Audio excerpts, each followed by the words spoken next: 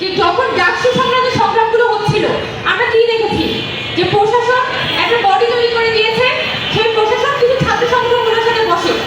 এখন কোন ছাত্র সংগঠনকে প্রায়োরিটি দিচ্ছে, কাকে প্রায়োরিটি দিচ্ছে না, এটা তো বাইরে থেকে বোঝা যায় না।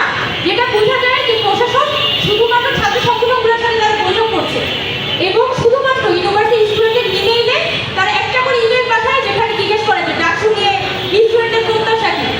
এবং আজকে এসে যখন আমাদের কিছুদিন আগে যখন সংবাদ সম্মেলন করলো, সেই সংবাদ সম্মেলনে তো ইউনিভার্সিটি কর্তৃপক্ষের পক্ষ থেকে কি কোনো স্পষ্ট বার্তা দেওয়া হয়েছে যে তারা কোন কোন সাজেশন তাদের কাছে এসেছে সাধারণ শিক্ষার্থীদের পক্ষ থেকে, বা তারা কি বলেছে যে ছাত্র সংগঠনগুলো কি ধরনের সাজেশন দিয়েছে, এটার এরাও কি তারা কোনোখানে আলাপ করেছে?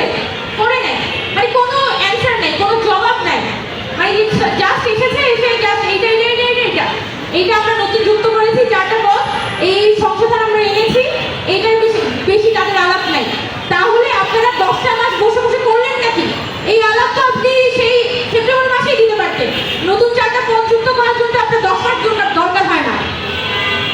কিন্তু আমার যেটা এখানে পুরোপুরি